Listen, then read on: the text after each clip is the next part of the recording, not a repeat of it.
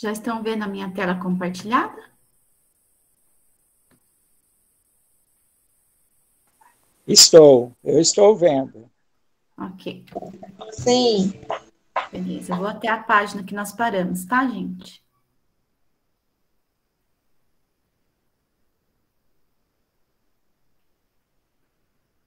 Alguém sabe me informar qual que é a página que nós estávamos?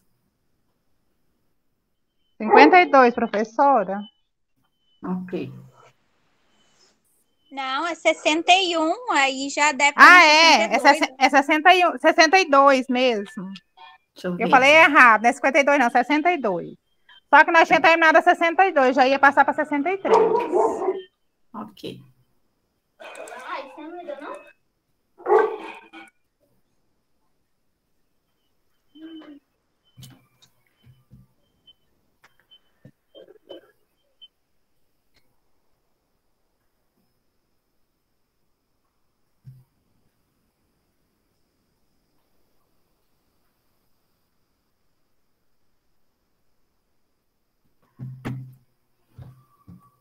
Vamos ver aqui.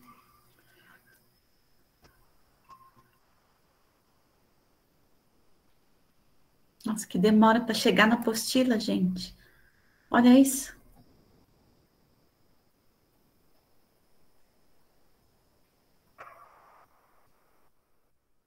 Muito bem. Dia começar 63. Como as cefalosporinas A 63, professora, que ia começar. atacam as bactérias. Muito bem. Bom, então aqui a gente vai ver aqui a bactéria, né? Uma célula bacteriana. A cefalosporina, ela se incorpora na parede de uma bactéria madura e sensível. Então, aí através dessa incorporação, as células ficam incapazes de fechar a parede celular por causa dos efeitos da cefalosporina. Então, elas não conseguem sofrer o processo de multiplicação celular. Né? Esse tipo de antibiótico impede que as bactérias se multipliquem, ok? O resultado, né, do fechamento, né, da impossibilidade de fechar a parede celular, ocorre a morte da célula. Então, as células não conseguem continuar se reproduzindo, elas acabam morrendo. Agora a gente vai falar sobre tetraciclinas. Quem que gostaria de fazer a leitura?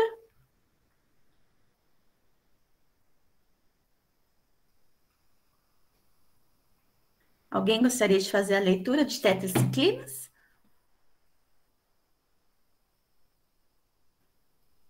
Vou ler, professora? Tá, Jane, obrigada. Por nada. Todas as tetracinas são principalmente bactericidas, o que significa que elas inibem o crescimento ou a multiplicação das bactérias. As tetracinas penetram na célula bacteriana por um processo que dependem de energia no interior das células. Ligam-se basicamente a uma subunidades de ribossomos inibido o síntese de proteínas necessária para a manutenção da célula bacteriana. Então, o que quer dizer? Que a tetraciclina, como um antibiótico, ele também impede que cresça, que a célula se multiplique, certo? Interações medicamentosas. Como que ocorre, né, as interações medicamentosas das tetraciclinas? As tetraciclinas podem reduzir a eficácia dos anticoncepcionais orais e a ação bactericida da penicilina. Então, não pode misturar o uso de tetraciclina com anticoncepcional, porque o anticoncepcional ele pode perder o efeito, né? Reduzir o efeito do anticoncepcional tomando tetraciclina. Então, quando se faz o uso de tetraciclina, vocês devem orientar os seus clientes que eles precisam continuar tomando os anticoncepcionais, mas usar também um outro meio contraceptivo para evitar gravidez. Professora. Oi. Essa tetraxina aí é antibiótico? Isso, Antibiótico? isso. Por isso que não pode tomar junto com anticoncepcional? Não. Os antiácidos contendo alumínio, cálcio e magnésio diminuem a absorção das tetraciclinas orais. Essas substâncias, à exceção da doxiciclina e da minoxiclina, também podem interagir com leite e seus derivados, que similam aos medicamentos e impedem sua absorção. Como eu já falei diversas vezes aqui, gente, qual que é o papel de vocês? Orientação. Então, quando a pessoa for tomar qualquer tipo de medicamento, e em relação também às tetraciclinas, pedir para a pessoa tomar com água, gente. Não misturar esses medicamentos com leite, né, com seus derivados, com suco, com outros líquidos que não seja água. Por quê? A ação desses medicamentos pode ser prejudicada, pode diminuir a absorção desses medicamentos. Então, o meio mais correto de se tomar medicamentos é a água. Ok? Meu marido toma com café, tem base, professora? Cafeína, não pode misturar, pode dar efeito, né? Principalmente por causa da cafeína. Eu já falei para ele, ele parou bastante, agora eu acho que ele não toma mais, não. Porque ele tem pressão alta, né? Toma remédio de pressão alta, toma com café. Entendi. Vamos lá. Os macrolídeos são utilizados no tratamento de diversas infecções comuns, incluindo os derivados da eritromicina. Então, grifem aí. Eritromicina, esse primeiro. Também é um antibiótico bastante comum. E os outros macrolíticos, os mais comuns, azitromicina e claritromicina. Tudo para matar ou inibir o crescimento bacteriano. Liguem o áudio de vocês, por favor, gente. Farmacodinâmica. Gente, olha o áudio. Áudio ligado.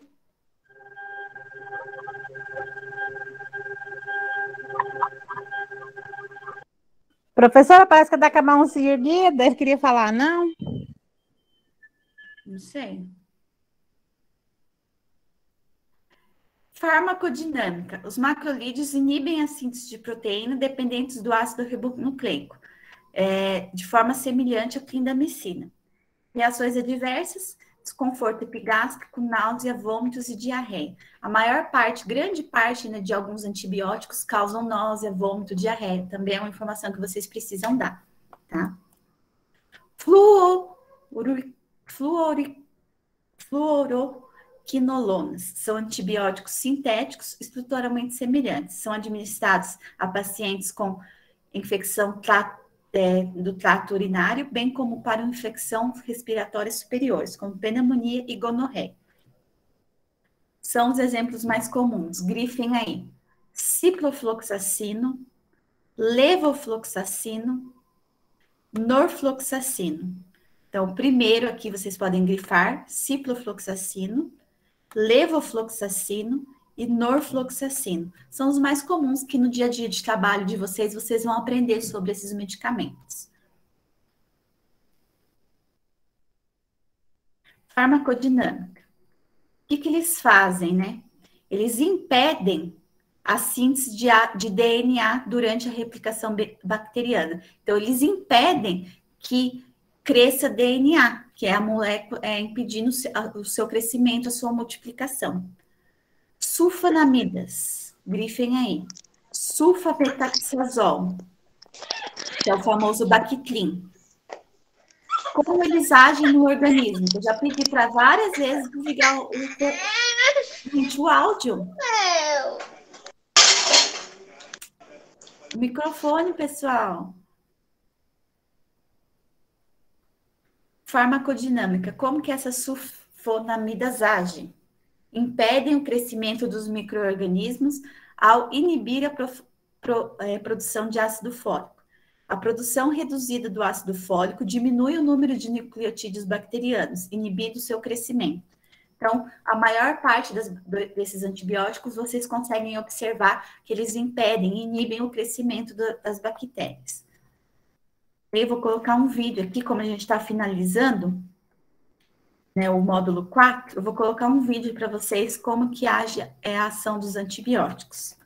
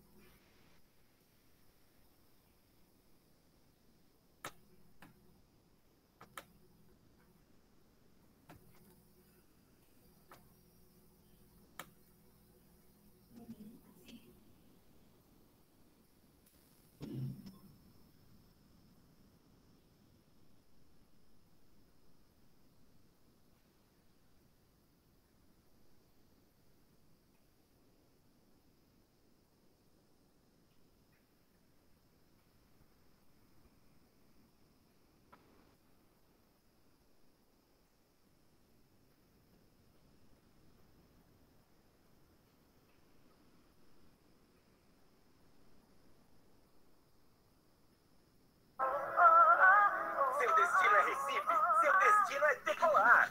Só um minuto, tá, gente? Pacote e aproveite voos, hotéis, traslados e passeios com os melhores preços, parcelando em até 10 vezes sem juros. E mais, suas compras... Professora, Decolar. Baixe o app e aproveite. Decolar. Olha só que interessante, temos companhia aqui, Mário, os peixinhos. Será que esses peixinhos desse aquário têm a ver com o nosso intestino, Mário? Peixinhos do bem-estar. O programa de hoje vai desvendar esse mistério e vai falar também sobre o uso correto de antibióticos. Você usa antibiótico? Já tomou antibiótico? Você fez tudo certinho, do jeito que o médico mandou? Do jeito que o médico mandou? Ou não? Fala sério, fala a verdade. Essa é a pergunta que a gente tem para fazer hoje. Na nossa tela interativa, a gente quer a sua resposta. Olha só, g1.com.br/bem-estar. A pergunta é essa. Vai aparecer aqui. Quando você toma antibiótico, toma durante o período recomendado pelo médico ou para de tomar assim que resolveu o problema? Bom, o recado do Fernando tá dado, né? Fala a verdade, porque tá aqui o Dr. Fábio Artuí, consultor do bem-estar. Não vai te dar bronca, né, doutor Fábio? professora, tá muito baixo. Bom dia. O áudio. Bronca não, mas a gente sabe que tem consequências graves de fazer isso. E nós vamos esmiuçar isso aqui para tentar entender por que não se deve fazer isso. Bom, quem participa hoje conosco também é a doutora Rosana Richman, sempre um grande prazer recebê-la. Ela é infectologista. Eu já quero perguntar para ela quais são os erros mais comuns quando a gente fala em antibiótico. Doutora, bem-vinda. Bom dia. Bom dia. Não, o erro mais comum, Fernanda, é a pessoa começar, é a pergunta que você fez, que eu quero que o pessoal não minta. É a pessoa começar a tomar um antibiótico do jeito que foi prescrito, melhorou e resolve parar antes do tempo. O outro erro, o antibiótico que é, por exemplo, a cada 8 horas, a pessoa não necessariamente está tomando no intervalo correto. É um outro erro relativamente comum. E tem um terceiro erro também, que se você melhorou, você guardou, você parou o antibiótico, você guarda aquele antibiótico para se eventualmente você tiver uma nova infecção, você vai lá e toma o mesmo antibiótico sem falar com o médico, sem procurar orientação. Então, eu diria que esses são os 3 erros mais comuns. Tem mais pergunta na nossa tela interativa aqui, participação, a sua participação. A pergunta é da Priscila Carvalho de Oliveira. Posso tomar antibiótico e ingerir bebida alcoólica? Muita gente tem essa dúvida, hein, doutor Fábio? O que acontece com o organismo? Priscila, o ideal é quando estiver no tratamento de uma infecção, quando tem que tomar um antibiótico, é porque você está com infecção. É não tomar bebida alcoólica. Por quê? Existem aqueles antibióticos que, em primeiro lugar, são proibidos de tomar com bebida alcoólica. Isso vale a pena discutir com o seu médico e também se informar através da bula. Mas mesmo aqueles que não têm interação com álcool, quando você bebe álcool, você urina mais e você excreta mais aquele antibiótico, então você vai diminuir o efeito desse antibiótico. Não vale a pena beber enquanto você está com uma infecção aguda, então eu sugiro que você não beba. Se beber, não faz xixi, né, doutor? Tá mais difícil ainda, né? Olha, gente, antibiótico é coisa séria. O antibiótico pode matar não só as bactérias boas, mas também pode atacar o nosso próprio sistema de defesa. Para explicar direitinho tudo isso, a gente escalou ninguém mais, ninguém menos do que a doutora Ana Escobar. Pessoal, hoje eu estou aqui para dar um alerta muito importante. Antibiótico tem limite. Antibiótico é coisa séria. Toda vez que a gente recebe a prescrição de um antibiótico, deve seguir exatamente como está determinado pelo médico. Nunca parar antes. Quem é que nunca viveu uma situação como essa? Recebe a prescrição de um antibiótico, vai na farmácia, compra, começa a tomar. Depois de 1, 2 dias, mais ou menos, já está bem melhor. E aí o que acontece? Esquece e para de tomar um antibiótico, sobrando mais ou menos umas 2 cápsulas na cartela. Isso é tudo que a bactéria quer. Mais preparada, por ter aprendido a lidar com aquele antibiótico que você estava tomando, ela agora consegue voltar mais poderosa. Por quê? Porque as bactérias aprendem como o antibiótico funciona quando ele foi tomado errado e elas vão ficando cada vez mais resistentes.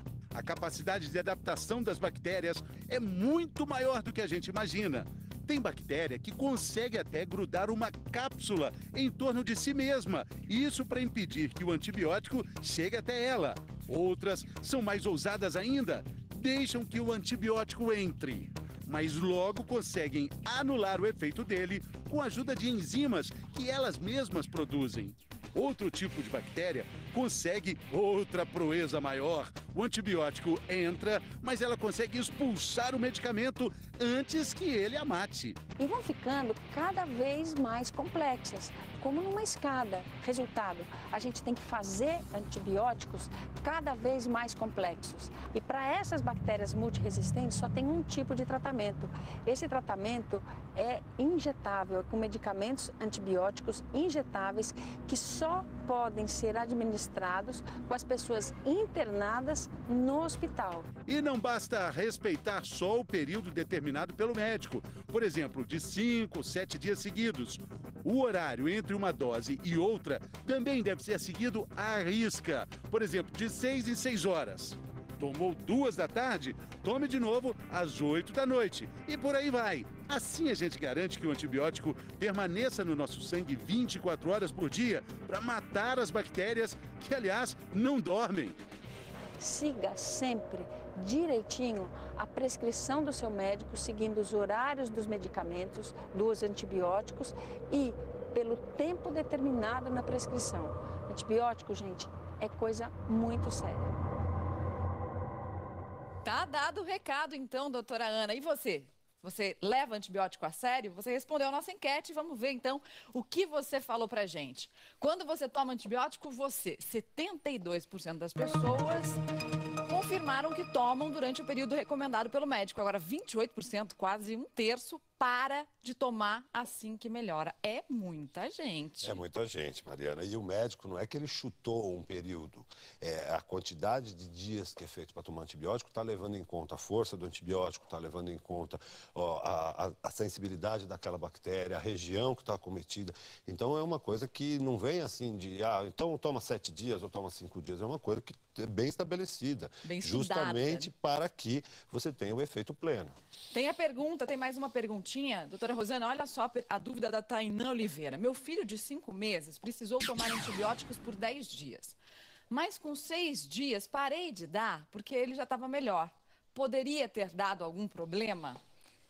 Olha, Tainã, se o teu médico prescreveu por 10 dias, você deveria ter mantido esse tempo. Por quê? Ele julgou que o tipo de infecção que ele teve, se você para antes, ele tem o risco de voltar a ter a mesma infecção e, pior que isso, às vezes com uma bactéria já resistente ao antibiótico que você tomou. Então, mesmo que ele tenha tido a melhora clínica, siga, como a doutora Ana falou, estritamente a recomendação médica. Tem mais uma pergunta da internet, vamos ver aqui. É da Camila. Se eu tiver horário certo de tomar o antibiótico e perder a hora, só lembrar umas 3 horas depois, isso faz mal, doutor Fábio? Faz mal. Mas se você lembrar 3 horas depois, tome antibiótico naquele momento para tentar tomar o mais perto possível do horário que era devido e depois entre de novo no ritmo certo.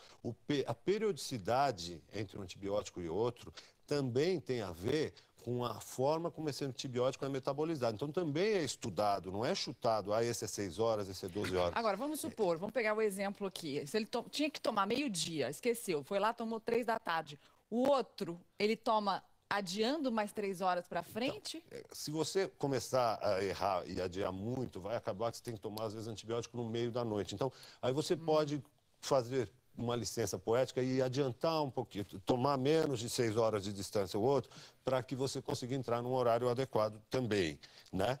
Uma dica boa é coloca um alarminho no celular do horário do remédio, para não esquecer. Isso ajuda muito.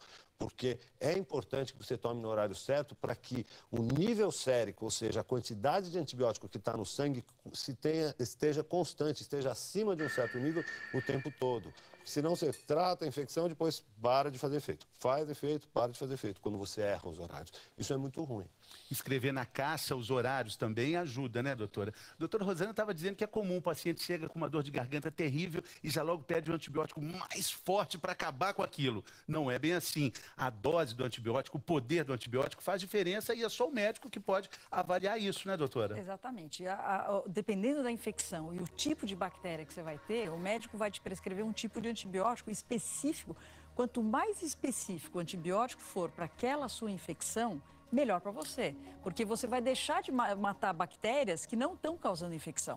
Então, o ideal é que você, a hora que foi prescrito, esse antibiótico seja bastante específico para aquele tipo de infecção e, com isso, você vá direto ao ponto e não fique matando outras bactérias que pode desequilibrar um pouco esse nosso bem-estar. Por exemplo, a gente tem a garganta aí dolorida com as bactérias que são más e outras verdes que são boas, fazem parte da nossa vida. Vamos primeiro para o remédio específico, antibiótico específico, que vai atacar o problema onde ele existe, doutora. Exatamente. Então, as bactérias que estão causando, neste caso, a infecção aqui na garganta, são essas bactérias vermelhas. Então, se eu der um antibiótico específico para essas bactérias vermelhas, pode matar as bactérias. Ele vai especificamente matar... Tá difícil, ela está tomando antibiótico na hora certa, na dose certa, então conseguiu sucesso. Então, com isso, você especificamente mata as bactérias que estão causando a infecção. Agora, no outro caso, de você pegar e o médico ou você achar que não, eu quero um antibiótico de amplo espectro, que mate todas as bactérias, por favor, doutora, mais moderno, etc. E isso não é necessário nesse momento. O que vai acontecer? Ele vai realmente melhorar a sua infecção, porque ele vai matar essa aqui as bactérias que estão causando infecção. Olha. Tava doendo muito a garganta, doutora. Tava doendo demais até, mas foi embora, Mas também... Esse de amplo espectro vai matar também as outras bactérias que a gente precisa, que estavam vivendo lá na garganta, que não estavam causando infecção. Então, com isso, a gente tem um desequilíbrio e isso pode causar alguns problemas. Então, realmente é muito melhor você ter um antibiótico do espectro estreito, conforme o seu médico prescreveu, do que você optar por um antibiótico de largo espectro que vai matar as bactérias do bem e do mal, como a gente sempre fala. Nosso objetivo, quando a gente trata, é matar as bactérias do mal, aquelas que estão realmente causando infecção. Até porque as bactérias do bem são hiper importantes em diversas partes do nosso corpo, no nosso organismo inteiro e principalmente no intestino, né? Especialmente no intestino, Mari. Existe um equilíbrio entre as bactérias que são patogênicas, que são aquelas do mal, e as bactérias que são simbióticas, que são importantes para algumas funções metabólicas. A gente mostrou lá na garganta e aqui no intestino também tem as bactérias boas e as ruins, né? Dentro do nosso intestino existem bactérias patogênicas mesmo quando eu não estou com uma infecção ativa. Então, eu tenho lá, essas verdinhas estão representando as bactérias boazinhas, e as vermelhas estão representando as bactérias patogênicas. E elas vivem num certo equilíbrio. Quando a gente toma antibiótico, a gente pode causar um desequilíbrio nesse ambiente. E aí, a partir daí, a gente pode ter uma proliferação maior de bactérias malvadas, de bactérias do mal. Isso pode dar uma diarreia, por exemplo? Pode dar uma diarreia, mas pode dar, tem teorias que pode dar diversas doenças, inclusive a obesidade.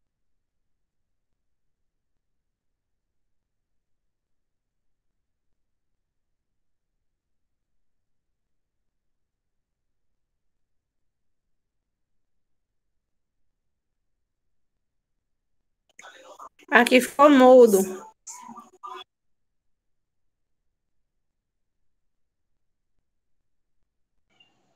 Aqui também ficou tudo mudo. Eu não estou ouvindo nada também. Acabou, ficou tudo mudo. Tava baixinho, agora ficou mudo. Eu também estou ouvindo. Tá bem baixinho.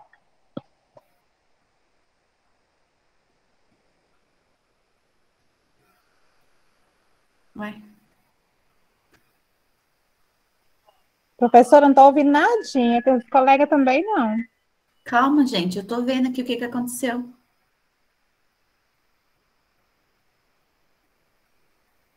Vou compartilhar de novo.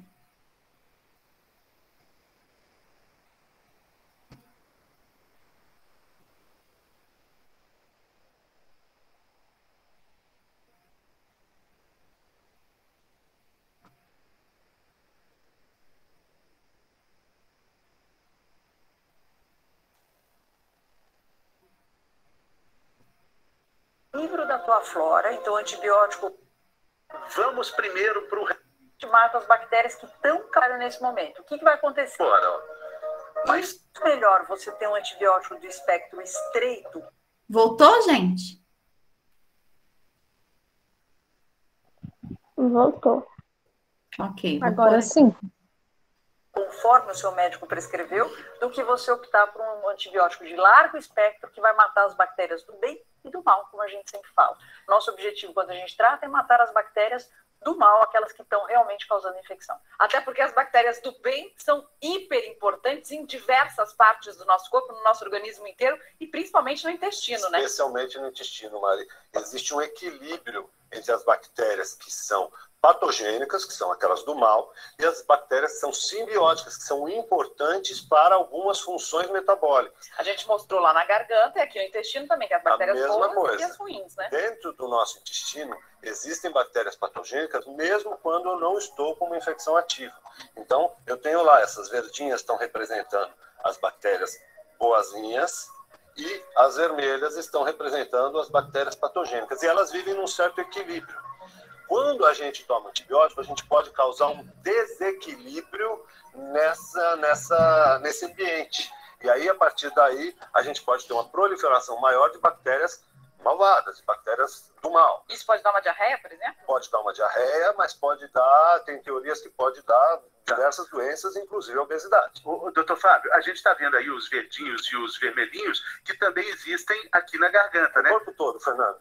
No ouvido, no olho, na boca, na pele. A gente tem mais bactérias do que células no corpo. A gente tem muita bactéria e cada vez mais os cientistas acreditam que essas bactérias são importantes para o nosso corpo funcionar.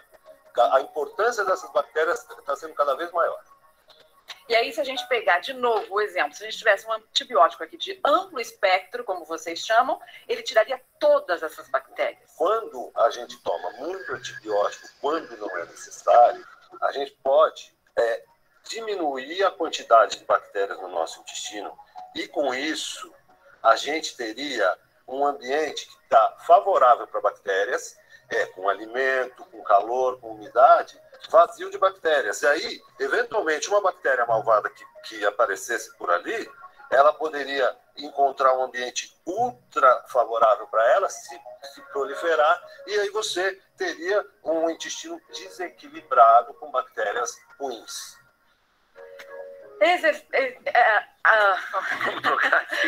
Vamos. É o momento que a gente cruza o cenário. Para a gente explicar um pouquinho mais a questão aqui desse desequilíbrio no intestino, né? Até porque tem um estudo recente que mostra que esse desequilíbrio intestinal pode provocar obesidade. Tem um estudo feito com 65 mil crianças dos Estados Unidos, no Children's Hospital da Filadélfia, um hospital super reconhecido, e eles observaram essas 65 mil crianças estudadas de 0 até 2 anos, então crianças menores que 2 anos. E eles foram ver se tinha alguma relação com o uso de antibiótico nesse período de 0 a 2 anos com uma futura obesidade infantil entre 2 e 5 anos. E descobriram. E, para surpresa, né, assim como a gente já vê na veterinária, na medicina veterinária, a gente sabe que se a gente colocar antibiótico na ração animal, ele é um promotor de crescimento mais rápido, o animal engorda mais rápido e o abate é mais cedo. Ou agora, para medicina humana, o que a gente viu o que foi visto nesse estudo? Vamos entender que tem mais um fator, então, agora, que as crianças de 0 a 2 anos que tomaram o antibiótico, por tudo que nós estamos explicando, você acaba causando esse desequilíbrio da tua flora. Então, o antibiótico, ele favorece, ele mata bactérias sensíveis, tá certo? Vamos ver o próximo. Matou as bactérias sensíveis. Matou, que são as amarelas aqui. E ele acaba favorecendo o sobrecrescimento que a gente fala das bactérias que eram resistentes àquele antibiótico. E nesse desequilíbrio você pode estar matando bactérias que são importantes, inclusive, na regulação de peso. Do peso corporal. Então, o que eles viram? Que as crianças que tomaram antibiótico entre 0 e 2 anos, elas tiveram uma tendência, um fator a mais, certo? Para a gente estar relacionando a obesidade infantil com o uso de antibiótico. Dieta, atividade física, etc., mas também um componente novo agora para nós, que é o uso de antibiótico. Então, isso é um alerta no sentido de que toda vez que a mãe fala, puxa, meu filho está com febre, eu quero tomar antibiótico, converse com o médico, veja se realmente é necessário. Às vezes pode ser uma infecção por vírus, você nem precisa de um antibiótico. Agora isso interessa particularmente a mim, porque estou com um bebezinho de 1 ano e 4 meses, e tanta gente que está assistindo ao bem-estar, e nesse caso a gente pode ficar com medo de dar antibiótico quando tem uma infecção importante. Então, vamos separar muito bem. Não, pelo amor de Deus, vamos separar muito bem as coisas. O antibiótico salvou muitas vidas, ele continua salvando muitas vidas, é um excelente medicamento, só que a gente tem que usar com critério. Então, uma criança que está na vigência de um quadro infeccioso, que ele necessita do antibiótico para acabar com a infecção, é óbvio que nós temos sim que tomar o antibiótico, seguir a risca, o horário, o tempo, tudo direitinho como a gente falou. O que nós estamos falando é que muitas vezes, por exemplo, na temporada agora de gripe, a hora que a gente vê a temporada de gripe, você tem mais quadros respiratórios infecciosos e que a gente acaba tendo uma tendência a aumentar a prescrição de antibióticos em situações não tão necessárias. E dois, Mari, esse estudo mostrou que os antibióticos que causam, que podem ter relação com a obesidade, são aqueles de amplo espectro. Então, os antibióticos de espectro restrito, que o teu médico, seu pediatra prescreveu para o seu filho, que estava com uma infecção, usem. É para usar o antibiótico, ele é uma arma poderosa no tratamento. E aí mantém as outras dicas, alimentação saudável, estimula a atividade física, né? Bom, criança nem precisa disso, porque se mexe o tempo todo, mas aí mantém isso como atenção também. Vai deixar muito claro isso. Então a gente está falando do lado não tão positivo do antibiótico, mas nunca esquecer do lado absolutamente positivo, que é realmente tratar as infecções. Bom, a gente está falando das bactérias, milhões delas se acotovelando no nosso intestino, né, doutor Fábio? E agora a gente tem o aquário para demonstrar exatamente onde elas estão vivendo, se está tudo bem, em harmonia, né, doutor? Esse aquário representa um habitat para esses peixes que estão morando aqui. O nosso corpo é um habitat isolado também para aquela porção de bactérias que vivem naquele ambiente. Então, esse aquário, nesse momento, está representando o nosso intestino. Vamos imaginar que a gente tomou um antibiótico. Aí, esse antibiótico ele vai atuar e ele vai, vamos dizer... o peixinho está arisco aqui, Fernando. Vamos dizer que ele vai diminuir a população de bactérias e eu vou diminuir, eu não vou judiar do peixinho, eu vou deixar na água, mas eu vou tirar esse peixinho, essa bactéria desse ambiente. Ele vai desregular essa harmonia. Desequilibrar essa harmonia. Aí, existem algumas formas. Esse desequilíbrio pode levar a consequências para a saúde. Pode levar inclusive, a obesidade, como a doutora acabou de apresentar, mas pode levar a um desequilíbrio que prejudica o bom funcionamento do nosso corpo. Então, existem formas para a gente favorecer essas bactérias benéficas para elas se desenvolverem e poder repovoar aquele ambiente. Esses remédios têm o nome que está escrito aqui. O termo não é exatamente remédio, Fernando, porque eles são alimentos que têm uma função extra, além da nutrição normal, que pretensamente causam ou trazem benefícios. Essa é a comidinha das bactérias. O prebiótico, que é o primeiro que a gente vai mostrar, ele é a comidinha da bactéria, ou seja, supostamente essa comidinha ela vai nutrir as bactérias boazinhas, os peixes não estão com fome. Ou então bem alimentados, né? Eles estão aqui bem-estar, a gente cuidou bem deles. Olha, fico feliz. De tal maneira que a gente alimente a bactéria boazinha e com isso a gente ajude a pender aquele equilíbrio ao favor das bactérias boas que vão ocupar esse espaço, vão comer essa comida e vão com isso crescer mais do que as bactérias boas. Deu fome, tô subindo. Isso é uma comida que a gente também come. A gente que come para alimentar as nossas bactérias, tá certo? Agora, também existem os probióticos. Os probióticos é quando a gente, em vez de dar a bactéria boazinha, quando está muito pouco povoado aquele ambiente, a gente dá alimentos que têm bactérias viáveis.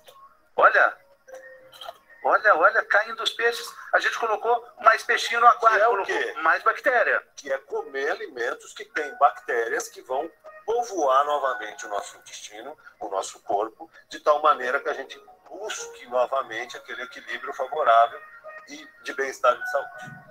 Muito bem, ficou muito bonitinho o aquário, doutor. É sempre recomendado, quando a gente toma antibiótico, fazer uso do probiótico? É uma boa ideia, porque como você vai ter esse desequilíbrio, a hora que você repõe sua flora do bem tomando os probióticos, o risco de você ter, por exemplo, um desarranjo, uma diarreia por causa do uso do antibiótico diminui. Vale para as crianças também? Vale para as crianças também. Então, a ideia é uma boa ideia. E os probióticos hoje também, né, Fábio, a gente está usando em muitas situações de prevenção. Então, para prevenir infecção, a gente coloca as bactérias do bem exatamente para elas poderem ter como uma guerra microbiológica e não deixar as bactérias do mal crescerem a mais do que deveriam. Aumentando o nosso exército. Exatamente.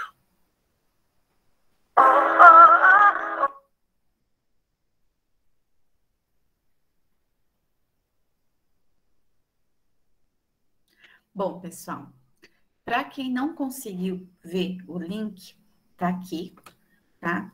Então, acessem o link aí com calma depois, quando a internet estiver funcionando direitinho.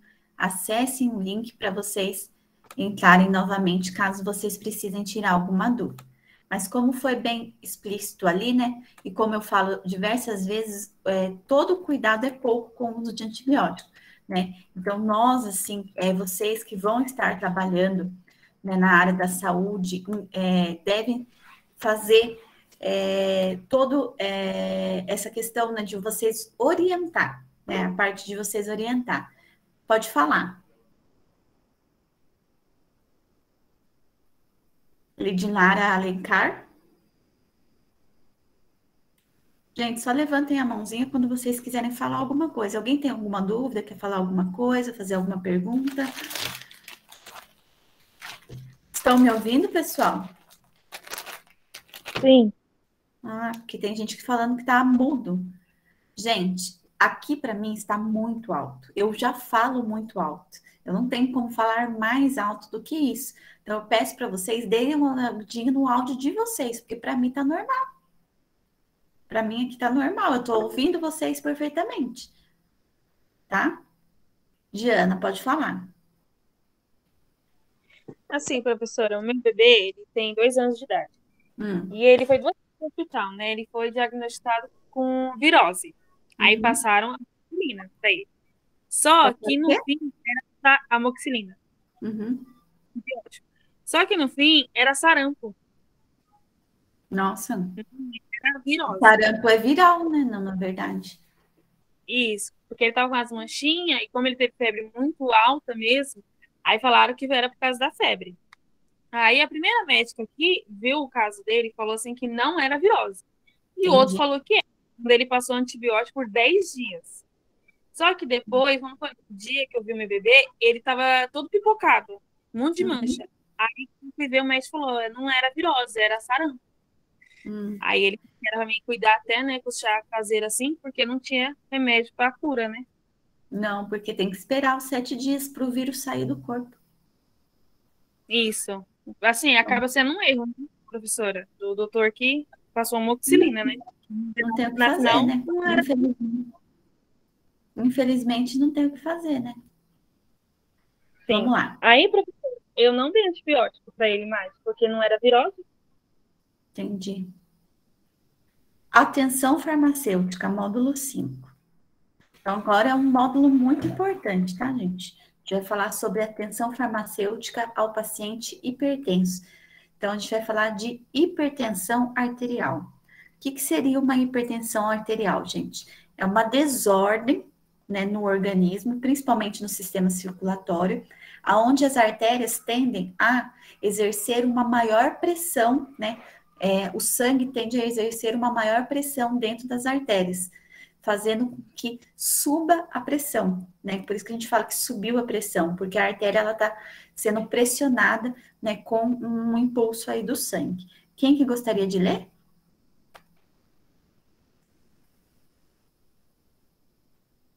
Quem gostaria de ler, pessoal? Pessoal, quem gostaria de ler?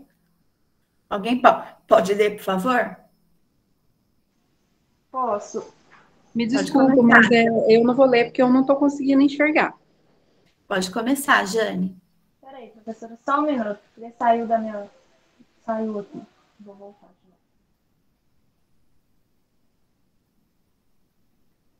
de novo.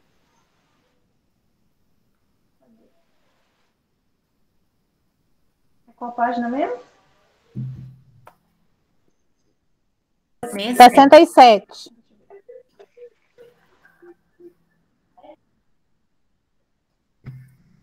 Tá abrindo a apostila de novo. Fechou aí. Deu trabalho para abrir. Gente, por favor, comecem. Eu vou ler, professora, um pedaço, pois ela lê o resto. Tá.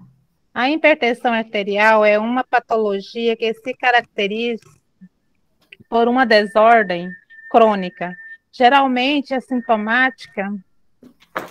onde os pacientes, por esse motivo, interrompem o tratamento por nada sentirem, e somente retorna a fazer o uso do medicamento quando alguns sintomas reaparecem. Gente, o que é uma doença crônica? Não tem cura. Então, hipertensão arterial, ela tem tratamento, ela não tem cura, tá?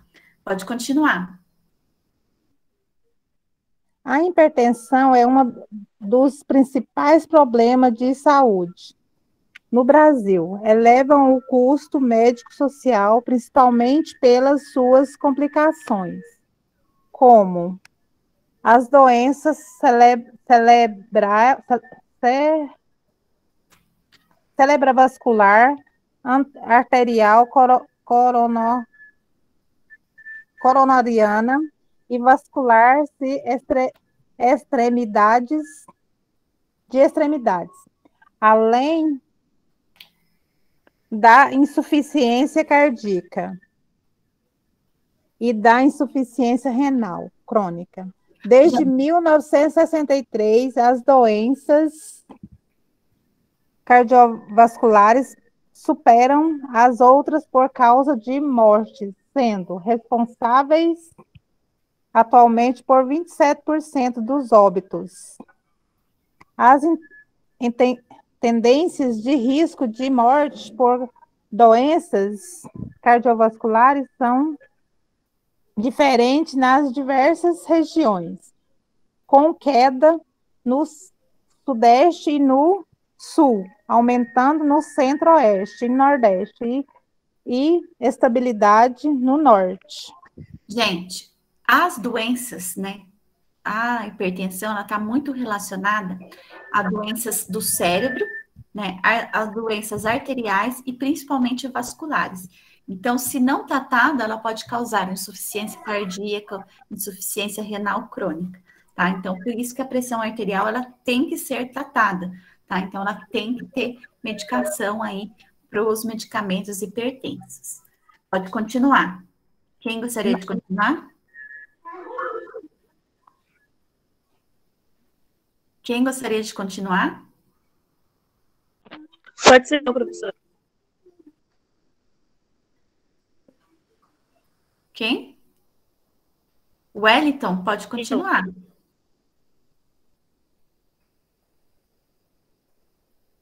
Pode ler, daí. Só um segundinho, deixa eu só colocar o fone aqui, calma aí.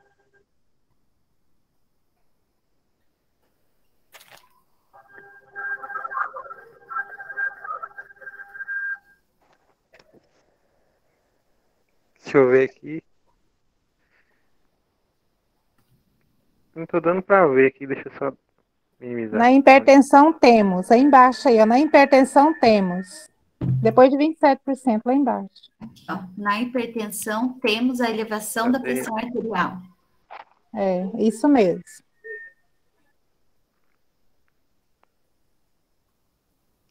Cadê, gente? Eu não tô vendo aqui. Aqui. Na hipertensão temos a elevação da pressão arterial, compressões dialógicas, acima de 90 mmHg e ou sistólicas acima de 140 mmHg. Calcula-se que 25% da população adulta seja hipertensa.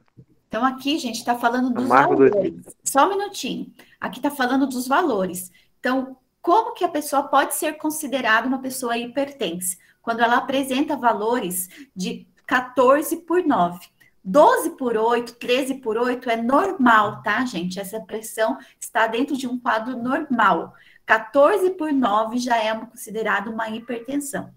Conforme Castro e colaboradores, avanços na terapêutica proporcionados pela medicina baseada em evidências e epidemiologia podem levar a uma melhor prática profissional. No caso da hipertensão, redução da incidência de desfechos primordiais, tais como o infarto do miocárdio e acidente vascular encefálico. Então, uma das principais consequências, né, da hipertensão não tratada, tá, é o infarto do miocárdio e o acidente vascular encefálico, que é o famoso AVC. Tá? Independente da disponibilidade de tratamentos medicamentosos e não medicamentosos, apresentados em numerosos consensos e guias de tratamento, o controle populacional da hipertensão encontra-se longe do ideal. Por que ele se encontra longe do ideal? Porque as pessoas hipertensas, muitas vezes, elas não conseguem reconhecer a doença, então elas não fazem tratamento correto, tá? Alguns fatores desse insucesso estão relacionados a eventos adversos de medicamentos antihipertensivos, as atitudes e as crenças do paciente em relação ao tratamento e à própria doença, a inércia dos prescriçores de antipressão não controlada e a ausência de serviços de saúde estruturados e eficientes para sobrepujar esse problema de saúde pública. Uma possibilidade de abordagem que venha contribuir para a solução desses problemas é o trabalho inter e multidisciplinar dos membros da equipe de atenção à saúde. Quem gostaria de continuar?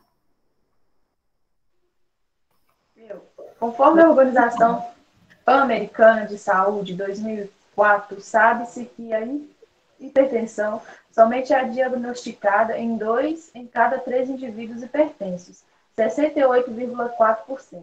Destes, 53,6% recebem o tratamento adequado, mas o controle adequado da hipertensão somente se consegue em 27% dos casos diagnosticados. Foi demonstrada que a falta de adesão ao tratamento que ocorre entre os pacientes crônicos implica uma maior probabilidade de agravamento da doença, aumento dos gastos em saúde e diminuição de qualidade de vida dos pacientes. Entende-se como adesão ao tratamento o processo colaborativo estabelecido para otimizar os resultados clínicos. O farmacêutico é o profissional que possui conhecimento e habilidade necessários para colaborar na correta utilização do tratamento farmacológico e otimizar a adesão do paciente. A farmácia é o local em que, frequentemente, a população busca conselhos para seus problemas de saúde. Incluir o farmacêutico no cuidado do paciente hipertenso é, além disso, importante em função do contato com o paciente antes do início do tratamento e a manutenção da forma regular durante o mesmo. Este compromisso do farmacêutico com a atenção ao paciente e a preocupação por alcançar os objetivos terapêuticos representa o processo de atenção farmacêutica. Até aqui eu posso continuar. O que é isso, gente? Olha só. O farmacêutico, ele vai dar, né, vocês atendentes, vão dar a orientação. Vocês não vão fazer diagnóstico, vocês não vão receitar medicamentos, nada disso. Vocês vão orientar quanto ao uso correto de medicamentos. O que se faz necessário em todo o trabalho de vocês, entendeu? Então, vocês têm que fazer o uso correto. Ó, você vai orientar o horário correto dessa medicação, tudo que vai ser indicada pelo médico. Aí vocês vão passar essa orientação de uma forma mais clara possível, tá? Um dos estudos que avaliaria o impacto da atenção farmacêutica é o projeto multicêntrico elaborado pela Universidade da Flórida e desenvolvido na Espanha, que possui como objetivo avaliar os efeitos da atenção farmacêutica sobre os pacientes com doenças coronárias.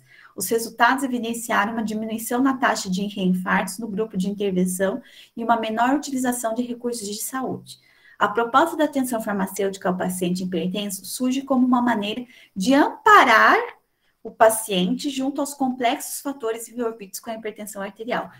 A hipertensão arterial, gente, ela precisa ter tratamento e ela precisa ter um controle. Geralmente, muitas pessoas, principalmente os idosos, eles vão até a farmácia fazer o controle da pressão arterial para ver se ela não está oscilando e se o medicamento realmente está fazendo efeito.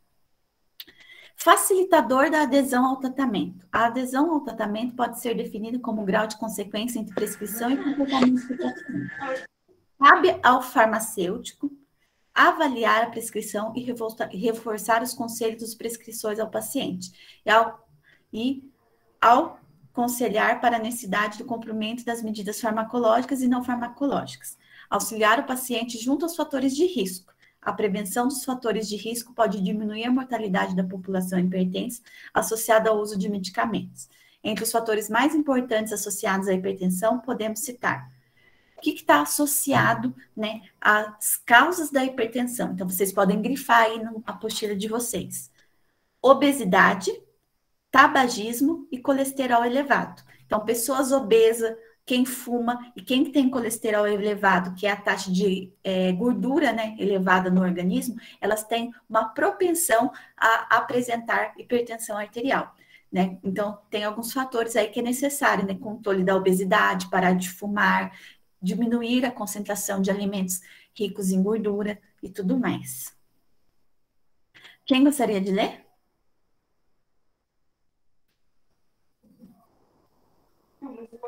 O auxílio prescritivo. Pode ler, professora? Professora, pode ler? Pode. Auxiliar e receptor no controle de tratamento, estudo realizado por Camacho, 2021, demonstrou que 65% da população estudavam sem controle da hipertensão. Acompanhamento do paciente é importante. Pacientes hipertensos tendo a ignorar as indicações da prescrição, quando aos hábitos e controlam a doença com periodicidade inadequada. Então, aqui, o paciente do hipertenso, né, ele tem uma necessidade de atenção, né, no Brasil pouco tem sido feito. Auxiliar para minimizar os fatores que diminuem o tratamento. Então, auxiliar é um trabalho que tem que ser realizado em conjunto, certo? Então, aqui, tem que haver uma articulação com os profissionais da saúde, então eles têm que estar interagindo, enfermeiros, nutricionistas, médicos, entre outros. Descrição das reações adversas, né, para que evite a prevalência de complicações não controladas, ok? Muito bem, eu vou colocar aqui para vocês, gente, tratamento não medicamentoso. Então, o que pode reduzir a hipertensão sem o uso de medicamento? Reduzir o peso corporal, já que o peso, né, a obesidade é um dos fatores da hipertensão.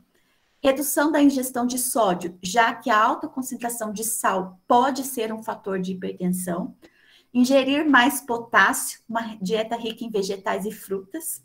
Reduzir o consumo de bebidas alcoólicas, que também quem ingere bebidas alcoólicas tem uma propensão em ter hipertensão.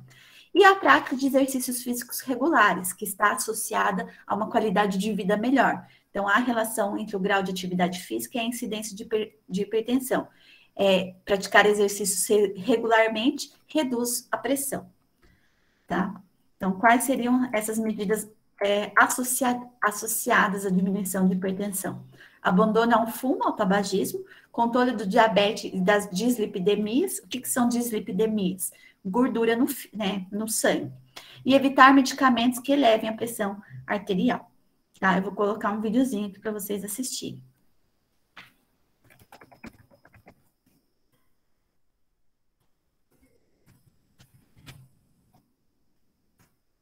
Drauzio Varela falando aí com a gente, né? Ele é ótimo, né? Explica muito bem.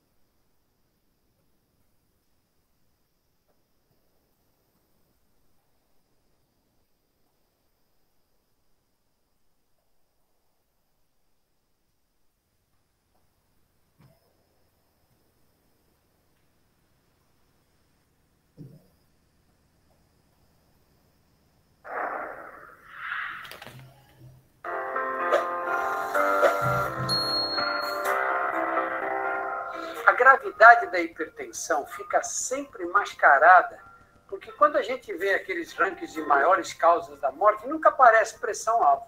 Isso acontece porque a hipertensão nunca é a causa direta da morte, mas ela tem relação com as duas maiores causas, que são o derrame cerebral e o infarto do miocárdio.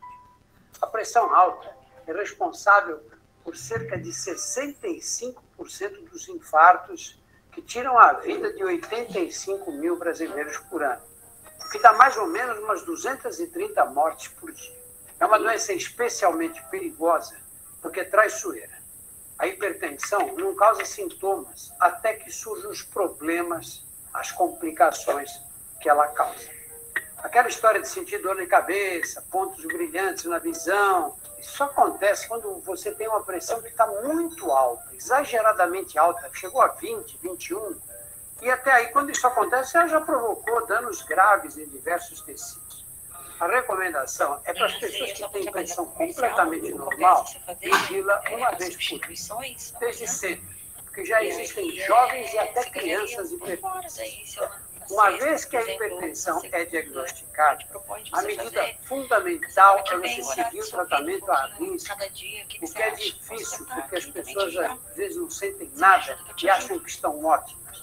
Mas não se engane, siga a orientação médica. Se forem receitados medicamentos, tome certinho, segundo a prescrição.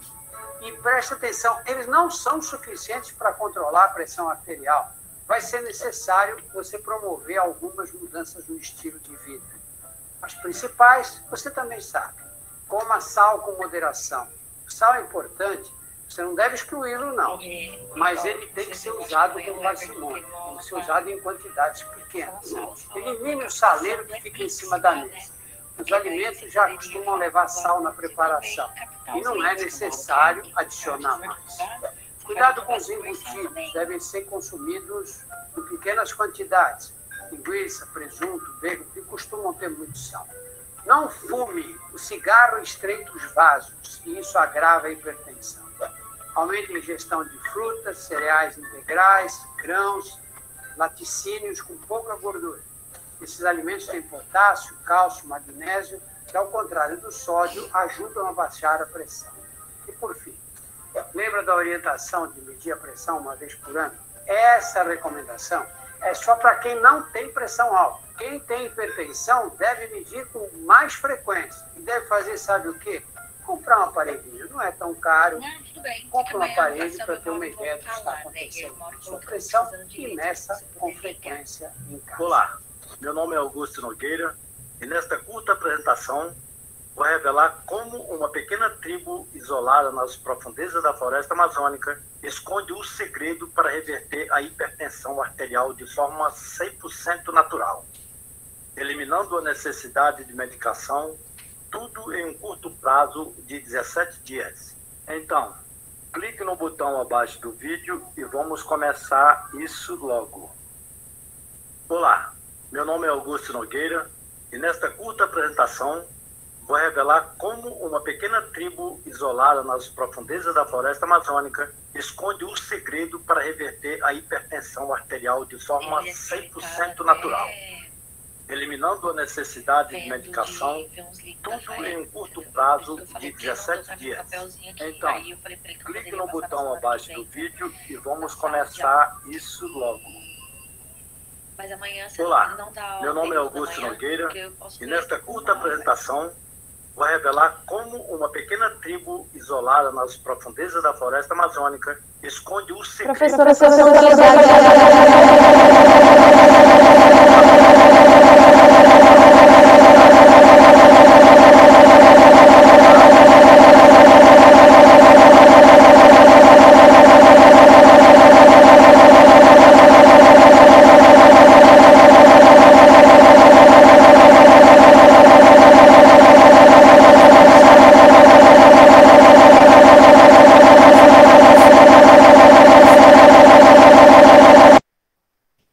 Vou colocar aqui de novo.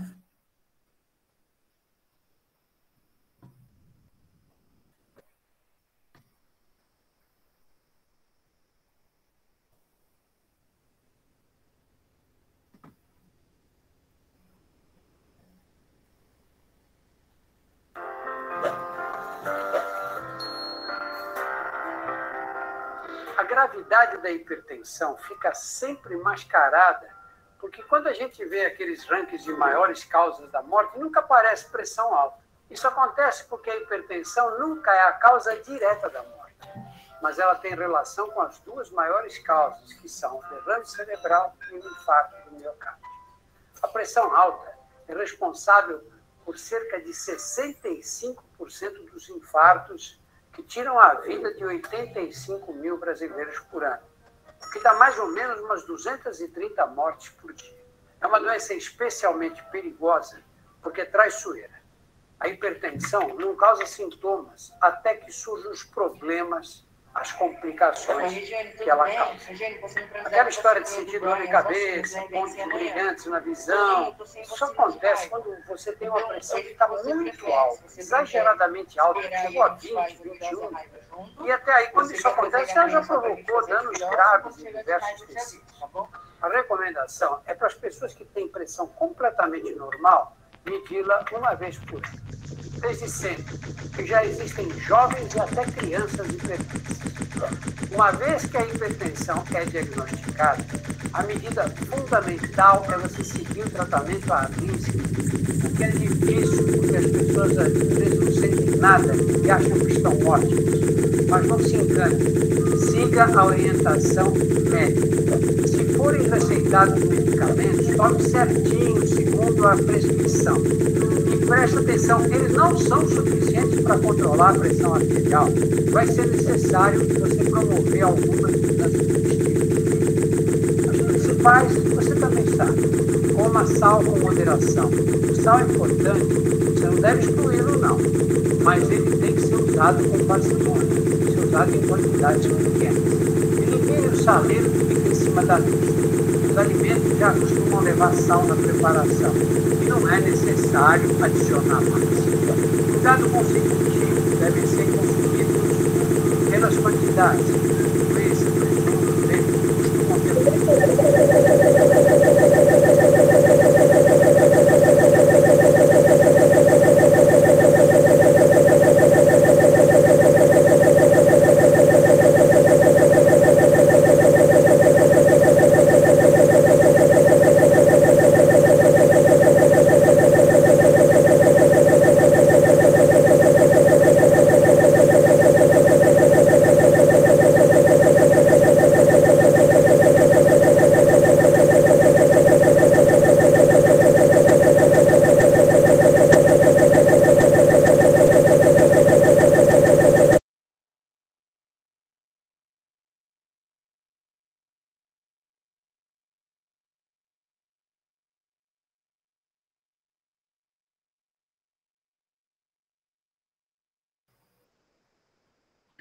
Gente, conseguiu? Conseguiu ver? O que está acontecendo hoje? Está muito esquisito. Eu estou compartilhando certinho. Tá mesmo. Nossa, agora deu um eco que foi longe. Nós não escutou nada. Eu não ouvi nada. Só a barulho mesmo. Ai, gente, eu vou deixar o link. No início estava igual muito bom, depois ligado. ficou ruim. Eu vou deixar o link aqui para vocês, aí depois vocês assistem. Tá? Olha, tá dando até para mim. Nossa, tá muito ruim. Hoje tá tenso, professora. Vamos ver se continuar aqui vendo o negócio melhora.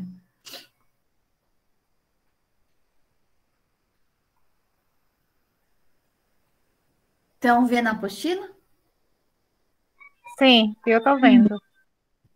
Tratamento medicamentoso. Olha isso, tá dando eco aqui, gente. Eu tô ouvindo esse eco aí mesmo. Fechem o som de vocês para ver se dá certo. O meu só fica fechado, professor. Tratamento medicamentoso. Meu também. Tratamento medicamentoso. Estão conseguindo ler?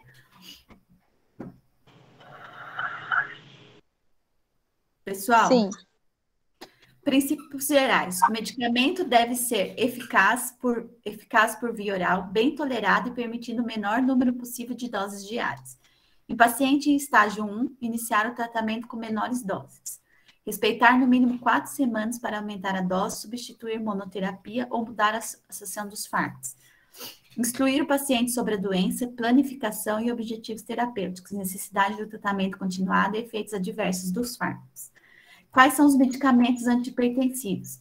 Então, são os diuréticos. Podem grifar aí, o medicamento antihipertensivo dos diuréticos está relacionado numa primeira fase à redução da resistência vascular e aumento, né, da quantidade de água. Então, o diurético, ele vai provocar, né, uma maior quantidade de água no organismo, então a pessoa vai começar a ir mais ao banheiro, então assim ela vai ajudar a diminuir a pressão arterial, certo? São os principais aí relacionados a essa doença. Ok? Todo mundo entendeu o que são diuréticos, pessoal?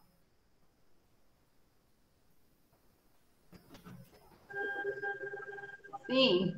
Ô, gente, sabe por que tá dando eco? Porque tem gente com o áudio ligado. Aí, quando 2 pessoas falam ou faz barulho, faz esse eco, tá? Vou ver aqui, ó, se muda de novo.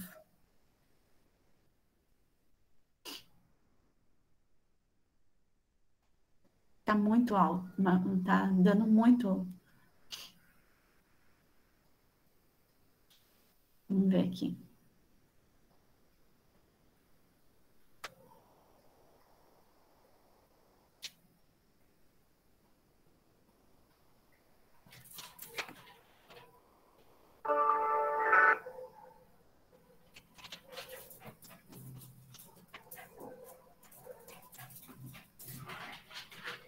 Esperem que eu vou colocar para vocês, tá? O tratamento da hipertensão.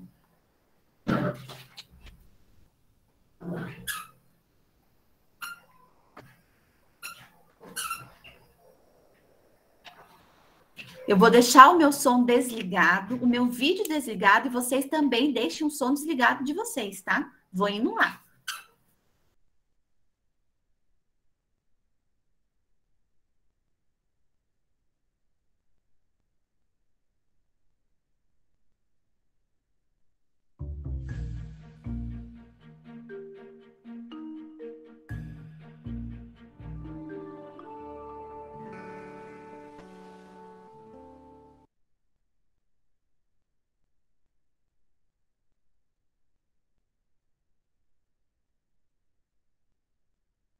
Tratamento farmacológico, né? Então, como eu ia dizendo, já disse, aliás, no diapositivo anterior, ele está indicado para todos os pacientes no estadio 2, imediatamente, sem delongas, e no estadio 1, após a falência das medidas não farmacológicas. Lembrando que 60% dos pacientes hipertensos vão precisar de mais de um medicamento para controle da pressão. E aí, talvez, eu tentei pensar um pouco quais seriam as principais questões de um médico da atenção primária, da atenção secundária, de um clínico, né? Tentei pensar um pouco nesse sentido, assim, de quais seriam as perguntas que nesse momento ocorrem com mais frequência no tratamento da hipertensão e escolhi essas 3. Não sei se fiz uma boa seleção, mas vou comentar agora, então, vamos tentar responder essas 3 questões. Primeiro, existe uma droga de primeira escolha? Diante de um diagnóstico de hipertensão, devo começar com qual medicamento? Qual medicamento para quem? A segunda pergunta, qual é a melhor estratégia? Iniciar uma medicação e titulando a sua dosagem até a dose máxima, se o paciente não controlou com doses menores, ou antes de otimizar essa dose, adicionar logo um outro medicamento. Dizendo de uma outra maneira, é melhor usar poucos remédios em doses maiores ou um número maior de remédios, todos eles em doses moderadas? E por último, a questão aí do momento, talvez, a questão quente aí nas discussões cardiológicas, afinal de contas, qual é a meta do tratamento da hipertensão? Devo deixar a pressão arterial do paciente em quanto? Primeira pergunta, então. Existe uma droga de primeira escolha? Talvez a mensagem que eu gostaria de deixar com mais clareza hoje é essa que está grifada no diapositivo. Nós vamos voltar a ela depois. A escolha da droga, embora ela ocupe muito a cabeça do médico, e muito debate científico em reuniões médicas, congressos, aconteça em torno disso, os melhores textos e as evidências atuais mostram que esse é um debate um pouco supérfluo, no sentido de que o mais importante não é brigarmos por determinadas drogas, a preferência de uma em relação à outra, mas sim o nível que se obtém da PA com o tratamento. Controle a hipertensão arterial. Exatamente como vai ser feito esse controle em termos de medicação, isso não é tão importante. O importante é o controle dos níveis tensionais e, volto a dizer, dos demais fatores de risco. Porque de nada adianta um doente com 120 por 80 de PA sistólica, mantendo um LDL de 170, um triglicéride de 250, mantendo o tabagismo, sedentário, hemoglobina glicada de 8. Aquele controle dos níveis tensionais vai ter pouco impacto no risco cardiovascular se nós não controlarmos simultaneamente os demais fatores de risco. Já mostramos aí a ação sinérgica entre eles na produção de óbito e de eventos cardíacos não fatais, não é? A questão da droga de primeira escolha, eu não posso também me furtar a essa discussão, embora tenha feito as ponderações anteriores, vamos lá. Ela depende das comorbidades. Supondo que o seu paciente não tenha nenhuma condição específica, o que vou chamar de condição específica? Diabetes, proteinúria, cardiopatia isquêmica, não é? Pós-infarto, angina. Se não há condições específicas, então as últimas evidências, já desde o penúltimo comitê, já desde 2003 para cá, essas 4 medicações são tidas como drogas de primeira escolha. E a escolha por uma ou outra é indiferente. As 4 figuram aí como boas primeiras opções se o seu paciente não tem condições específicas. Daqui a pouquinho nós vamos falar das condições específicas. Se o seu paciente não tem, inicie um tiazídico, ou inicie um inibidor da enzima conversora de angiotensina, o IECA, ou um bloqueador dos receptores de angiotensina, um BRA, ou um bloqueador dos canais de cálcio. Estamos falando da amlodipina quando falamos em bloqueador dos canais de cálcio, certo? Então, essas 4 opções são válidas aí como primeira escolha. Agora, muitas vezes, o paciente se apresenta numa situação clínica específica, que está aí do lado esquerdo dessa tabela. Na insuficiência cardíaca com fração de ejeção reduzida, se o doente é hipertenso, as drogas de escolha são um IECA ou BRA, um beta-bloqueador ou espironolactona, porque são medicamentos que ele vai ter que usar para tratar a insuficiência cardíaca e que atuam também na hipertensão. Se o seu paciente tem angina, as drogas que são de preferência no tratamento da hipertensão passam a ser um beta-bloqueador ou um bloqueador de canal de cálcio. Se o doente já teve infarto, principalmente se esse infarto deixou uma disfunção ventricular esquerda, o doente forçosamente vai ter que usar para tratar a sua condição de pós-infarto um IECA ou BRA, um beta-bloqueador e espironolactona. Se o doente tem fibrilação atrial, é preciso controlar a resposta da fibrilação atrial e aí um beta-bloqueador ou um bloqueador de canal de cálcio que atue no NOAV, diltiazem, verapamil, são as drogas de escolha. Na doença renal crônica com proteinúria, nós sabemos que o IECA ou BRA reduz a chance de progressão da doença e retarda o início da diálise. Então, são medicamentos importantes para o doente que tem proteinúria. Os diabéticos, do mesmo modo, por uma questão de nefroproteção, devem usar para controle da hipertensão um IECA ou BRA. Vamos falar um pouquinho, então, agora das classes, como eu disse no início, sem uma preocupação grande com doses e efeitos colaterais que podem ser encontrados em todos os manuais. Tiazídicos, né, um braço importante do tratamento de hipertensão, tanto faz hidroclorotiazida ou clortalidona. É a única classe de medicamentos que apresenta um sinergismo com todas as outras classes.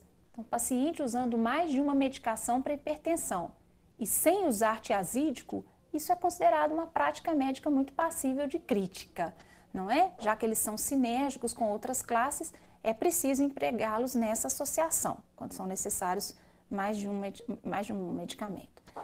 A dose é uma dose única, de 12,5 a 25 miligramas por dia, não há aumento da eficácia hipertensiva aumentando a dose, né? Os efeitos colaterais são conhecidos também, a boca seca, nos pacientes mais idosos, tonturas, mas em geral são medicações bem toleradas. Eu separei nesse diapositivo algo que tem sempre nos mobilizado muito. Recebemos muitos pacientes usando furosemida para tratar hipertensão arterial. Quando nós dizemos diuréticos na hipertensão, nós estamos falando dos tiazídicos. Furosemida é um diurético de alça, muito importante no tratamento da insuficiência cardíaca, da doença renal crônica, da cirrose, mas não é um diurético com ação na hipertensão. A única exceção é a hipertensão no doente com doença renal crônica avançada, estadio 4 ou 5, que se apresenta com hipervolemia. Edemaciado, edema generalizado, uma redução, uma oligúria. Esse doente, nele, a hipertensão tem um componente volume dependente. Esse doente não tem resposta a tiazídico, que os tiazídicos requerem um clearance de creatinina de pelo menos 40 para terem um efeito terapêutico. Então, nesse doente, nós vamos usar a furosemida. Nos demais pacientes, a furosemida não tem ação hipotensora, então os tiazídicos é que são os medicamentos de escolha. Os inibidores da enzima conversora de angiotensina são fundamentais, como já falei, nos diabéticos, nos pacientes hipertensos com proteinúria e nos hipertensos que têm doença renal crônica ou insuficiência cardíaca com fração de ejeção reduzida. A escolha da droga. Dentro daquele princípio que eu coloquei no diapositivo anterior, vamos usar o medicamento que seja mais estudado, de menor custo. E aí nós temos então captopril, enalapril. Captopril tem ação curta, precisa ser usado 3 vezes ao dia. O enalapril acaba preenchendo esse espaço aí do IECA muito bem, porque pode ser usado 2 vezes ao dia apenas. Existem alguns outros IECA, como lisinopril, que pode ser de tomada única diária, não é? Mas usar medicações dessa classe, que tem um custo muito maior do que esses que eu citei, se deve muito mais às pressões de mercado do que propriamente à evidência científica, não é? Os efeitos colaterais do grupo são muito conhecidos. A tosse, sempre lembrada, né, numa incidência que varia nos estudos aí de 3 a 10%. Esses medicamentos podem causar tosse quando então devem ser trocados por um bloqueador do receptor de angiotensina, né? Outros efeitos colaterais, como todo vasodilatador, hipotensão postural, tem também um efeito de hipercalemia, podem ter um efeito de hipercalemia, aumentar o potássio. São drogas nefroprotetoras, mas em alguns contextos clínicos são nefrotóxicas. O melhor exemplo, é a insuficiência cardíaca, né? O rim, um paciente com insuficiência cardíaca já está submetido a lesões que o próprio baixo débito cardíaco proporciona, e às vezes esse paciente apresenta uma piora da função renal com o IECA, né? Então é um efeito colateral que a gente enfrenta na clínica também. Mas em geral, medicamentos bem tolerados, o angedema, felizmente, efeito colateral grave, felizmente mais raro. Os bloqueadores de receptores AT1 da angiotensina 2, né, os chamados BRA, bloqueadores de receptores de angiotensina, têm eficácia semelhante aos IECA na redução da pressão. Os efeitos colaterais idênticos aos do IECA, portanto, hipercalemia, piora da função renal, hipotensão, é igualzinho ao IECA, mas eles não produzem tosse e nem angioedema. A escolha da droga, seguindo a ideia que estamos aqui procurando divulgar, deve ser por drogas de custo menor, uma vez que eles têm efeito de classe, não há uma droga superior à outra dentre as drogas do grupo, né? A nossa escolha, portanto, recai sempre no losartan, protótipo do grupo, muito estudado e com custo menor. Separei nesse slide um outro erro médico comum, que é a associação de IECA com BRA. Ela já foi preconizada em grupos muito específicos de pacientes no passado. Depois essa associação foi melhor estudada e ela está proscrita nesse momento das evidências científicas. Ela não é recomendada. Não existe nenhuma situação clínica, repito, nenhuma situação clínica que justifique a associação de um IECA com um BRA. Nem hipertensão, nem insuficiência cardíaca, nem para melhorar a proteinúria, em nenhum contexto clínico. Tá? Então, ou uma ou outra. Temos como prática, em nosso serviço, iniciar sempre um IECA e, caso o paciente apresente tosse ou angedema, trocamos por BRA. Mas a diretriz, como eu falei, nivelou os BRA aí, junto com os IECA, como medicamentos de primeira linha. Os bloqueadores do canal de cálcio têm um benefício especial nos idosos, porque são muito bem tolerados. Estamos falando do amlodipino, que é o bloqueador de canal de cálcio eficaz na hipertensão. Diltiazem e verapamil tem pouca ação na pressão arterial, né? Então, os idosos respondem muito bem ao amlodipino, com menos efeitos colaterais. Os pacientes Negros respondem bem também, lembrando que são estudos norte-americanos. Nós, felizmente, moramos num país com muita miscigenação, onde não é possível deduzir o genoma a partir da cor da pele. Então, esses estudos com pacientes da raça negra não devem ser transpostos, a meu ver, para um país como o Brasil, como já falei, bastante miscigenado. Os efeitos colaterais, principal é o edema, não é? Todos nós estamos acostumados na prática clínica a prescrever amlodipina e o paciente volta com uma pressão maravilhosamente bem controlada, se queixando de que não consegue abotoar as sandálias ou calçar o sapato por causa do edema maleolar.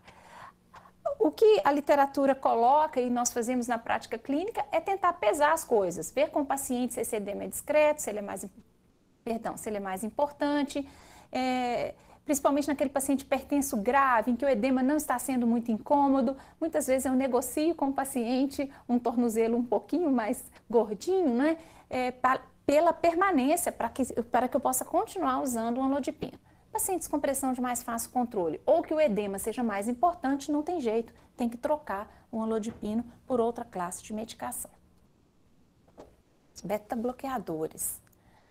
Os beta-bloqueadores são fundamentais na hipertensão quando ela vem associada à cardiopatia isquêmica ou insuficiência cardíaca, porque a cardiopatia isquêmica e a insuficiência cardíaca são situações clínicas de uso obrigatório de um beta-bloqueador, porque interfere no curso dessas doenças e melhora os sintomas, não é?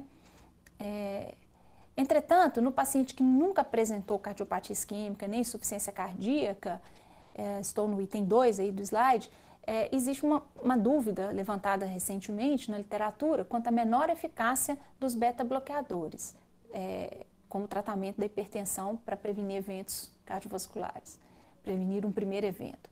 Os beta-bloqueadores, nas últimas diretrizes, não são mais recomendados como monoterapia na ausência de uma condição clínica específica, como essa condição acima colocada aí no diapositivo. Se vamos usar beta-bloqueador, vamos usar de verdade. De verdade significa manter a frequência cardíaca entre 50 e 60. Se o paciente está usando uma dose de beta-bloqueador que ainda não está titulada e tem uma frequência cardíaca de 75, 80, ele não está beta-bloqueado, o médico deve titular o beta-bloqueador. Questão do diabetes e da doença arterial periférica não é mais relevante. A questão da hiperglicemia, da hipertrigliceridemia, como efeitos colaterais dos beta-bloqueadores, ela é de pequena monta. E se o paciente diabético tem outras condições que o tornam elegível para o uso do beta-bloqueador, como aterosclerose coronariana, pós-infarto, insuficiência cardíaca, ele deve usar beta-bloqueador. Do mesmo modo, o mito, hoje tido como mito, de que o beta-bloqueador pode piorar muito a doença arterial obstrutiva periférica, ele não se sustentou conforme as últimas evidências, e a doença arterial obstrutiva periférica não constitui mais uma contraindicação ao uso dos beta-bloqueadores. A escolha da droga, bom, aí são drogas muito diferentes, não é um efeito de classe como a gente tem nos IECA e nos BRA. Aqui os beta-bloqueadores são muito diferentes entre si. Nós vamos escolher um beta-bloqueador do tipo propanolol ou atenolol para os pacientes que têm função ventricular preservada e para os pacientes com disfunção sistólica do ventrículo esquerdo, com insuficiência cardíaca, vamos ter que escolher aqueles beta-bloqueadores estudados nessa condição, que são metoprolol, bisoprolol, carvedilol, nebivolol. Os efeitos colaterais e contraindicações são conhecidos de todos, né? Broncoespasmo, né? Então, portanto, piora da asma ou do DPOC com hiperreatividade brônquica, a disfunção erétil, a bradicardia, os bloqueios atrioventriculares. Então, existem limitações, sim, e esses efeitos devem ser monitorizados, sobretudo nos idosos, não é? A questão da bradicardia, dos bloqueios. A asma brônquica persistente, com uso de broncodilatadores continuadamente, constitui uma contraindicação absoluta ao uso dos beta-bloqueadores, mesmo que seletivos. Nas doses que utilizamos em vivo, não há seletividade que possa ser garantida. Então, a asma é uma contraindicação realmente. A disfunção erétil é um efeito colateral muito importante, eu vou discutir, muito importante no sentido de que deve receber atenção médica, não é tão frequente, mas tem uma relativa frequência, a gente vai discutir um pouquinho mais adiante. Bloqueadores centrais, agora estamos chegando aí num grupo de drogas que a gente usa com muito menor frequência. metildopa, clonidina, estão indicados na hipertensão resistente e o conceito de hipertensão resistente está na tela grifado, não é? É aquele paciente que mantém pressão arterial diastólica superior a 90 milímetros de Hg, mesmo usando 3 drogas para pressão. Cuidado que a causa mais frequente de hipertensão resistente é supormos que o doente está usando os medicamentos, quando na verdade ele não está usando de forma regular ou correta. São drogas metildopa, clonidina, que provocam piora da depressão, boca seca, hipotensão postural, podem provocar um efeito rebote se forem suspensas abruptamente, com elevações muito grandes do nível da pressão. Então, por causa disso, são drogas de quarta, quinta linha na abordagem de hipertensão, reservadas, como já falei, para hipertensão resistente, para aquele paciente que já está usando os outros medicamentos e não teve a sua pressão arterial controlada. Espironolactona, ao contrário, ela não tem um perfil de efeitos colaterais grandes, né, mas ela também está reservada para o paciente com hipertensão resistente. Agora, aquela segunda pergunta, essa eu vou ser breve, vou gastar só esse diapositivo para responder uma pergunta que frequentemente é feita para a gente, que a literatura está aí debatendo. Qual a melhor estratégia?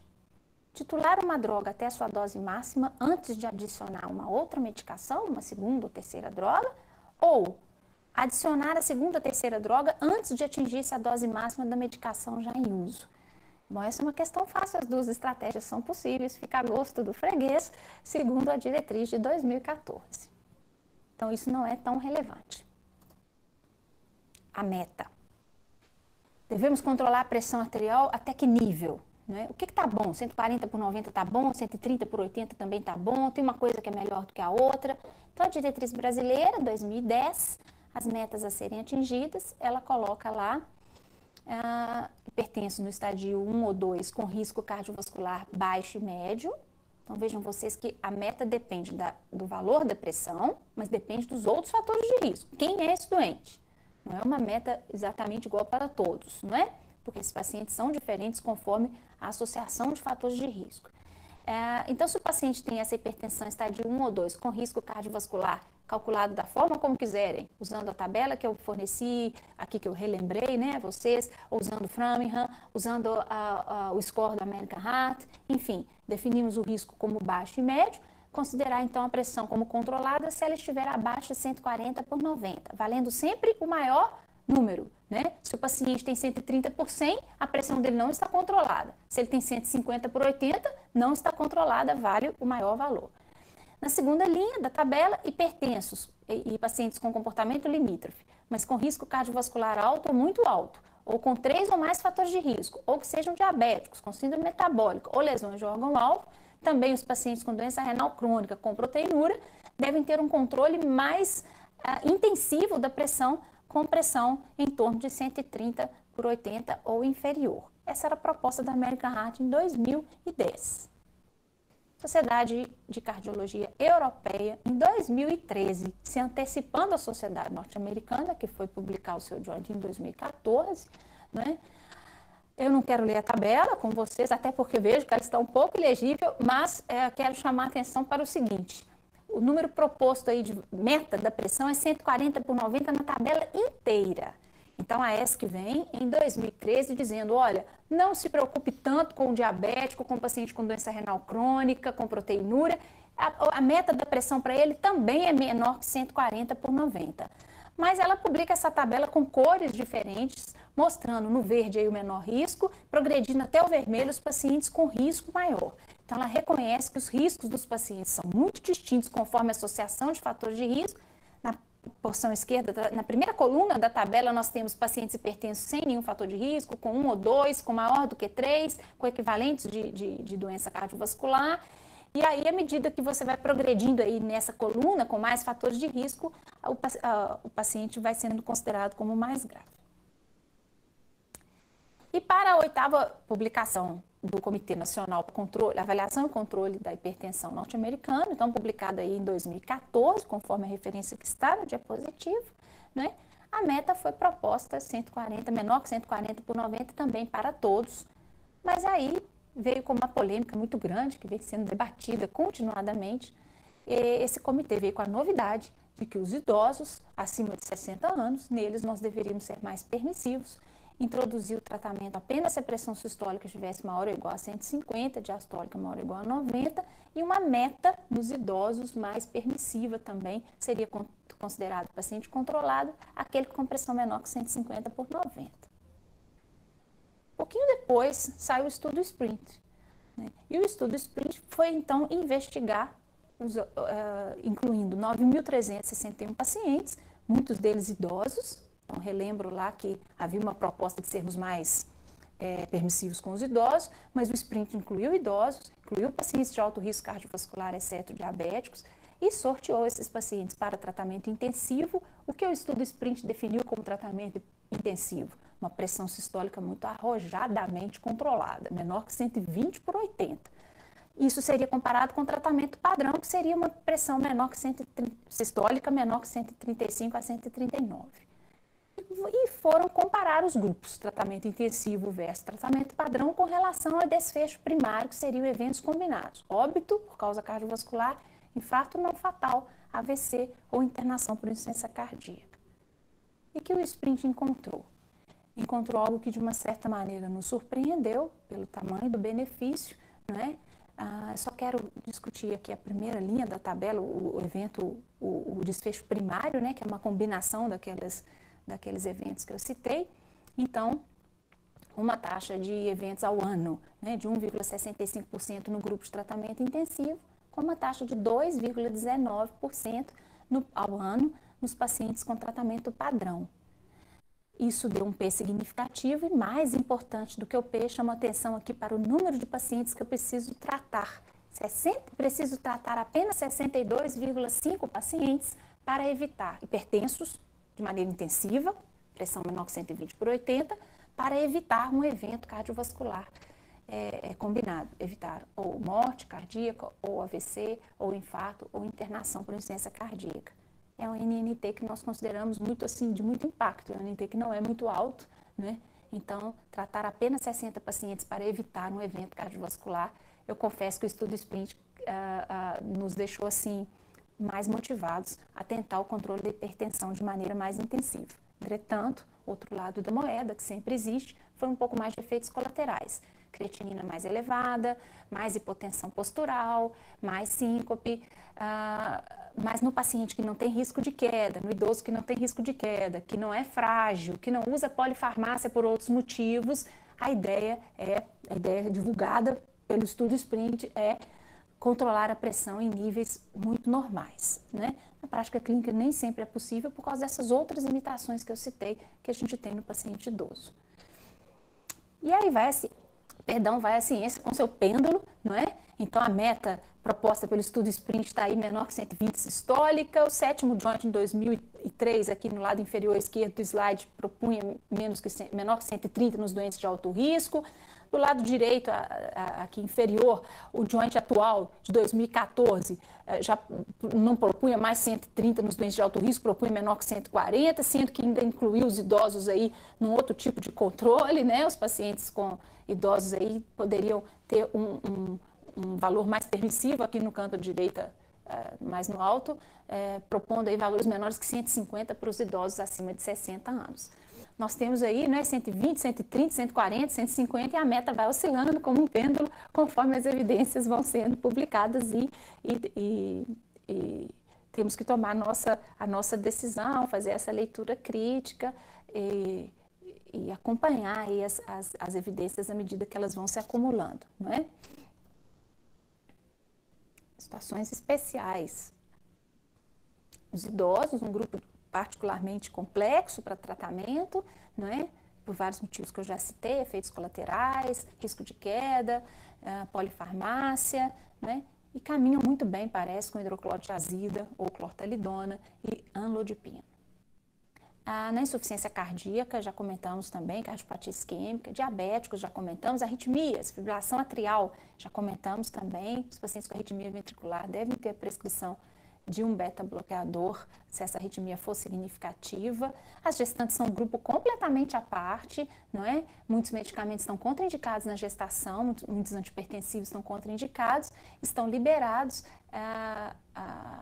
a hidralazina e metildopa, né? Temos uma ação de tratar a hipertensão na gestante um pouco mais restrita, mas muito importante porque eles precisam ter a pressão controlada. Os pacientes com depressão, existem vários antihipertensivos que pioram a depressão.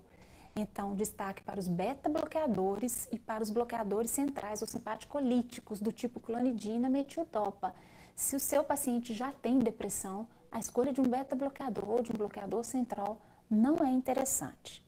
E por último, como eu tinha prometido, falar um pouquinho da disfunção sexual, muito temida já por alguns pacientes que já chegam receosos dela mesmo antes que você prescreva alguma coisa, por um conhecimento e uma informação já divulgada por pessoas conhecidas ou na mídia de que os medicamentos para pressão vão prejudicar a função sexual. É preciso esclarecer os pacientes que nem todos os medicamentos têm esse efeito colateral, então tem essa possibilidade. Os tiazídicos, os beta-bloqueadores, os bloqueadores de ação central, clonidina, metildopa, e a espironolactona. Então vejam, vocês que sobra muita coisa, sobra Ecobra, sobram os bloqueadores do canal de cálcio, então, e sendo que a disfunção sexual acontece mais ou menos em torno de 10%, as séries variam um pouco, mas 3 a 10% nos pacientes que usam beta-bloqueador, por exemplo, né? É um efeito colateral grave, com grande impacto na qualidade de vida, e a ideia do médico deve ser monitorizar esse efeito colateral, perguntar ao paciente se está tendo algum efeito colateral, eventualmente se suspeita do uso irregular de um desses medicamentos que podem causar disfunção erétil, fazer a pergunta específica, devemos debater esse assunto com o paciente, né? Faz parte da saúde geral dele, a função sexual preservada. Então, é preciso conversar sobre isso e, eventualmente, substituir, então, um tiazídico, ou beta-bloqueador, ou espironolactona, por uma medicação que não tenha esse efeito colateral. Segmento clínico do paciente, não é? Cuidado com o excesso de exames, é essa mensagem que eu queria deixar. Não significa que se o seu doente é hipertenso, ele precisa ficar fazendo ecocardiograma de rotina, mapa de rotina, teste agométrico de rotina. Esses exames não estão indicados na hipertensão por si só. Estão indicados a glicemia de jejum, os lípidos, a creatinina, o exame de urina rotineiro.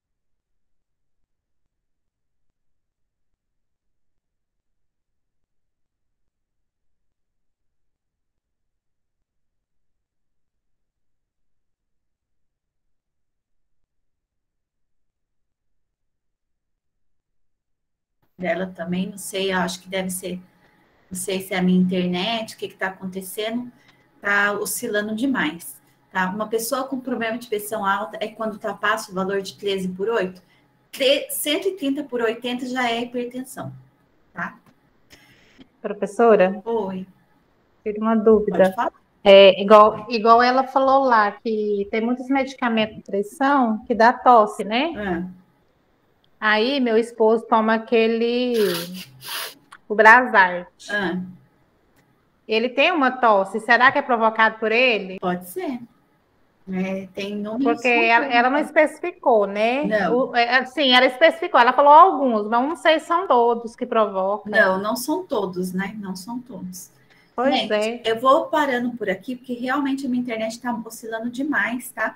A gente volta na próxima quarta-feira, tá? Fiquem com Deus. Boa noite, professora. Boa noite. Boa noite. Amém. Fica com Deus também, todos vocês. Boa noite, prof. Fique com Deus. Amém, amém, amém.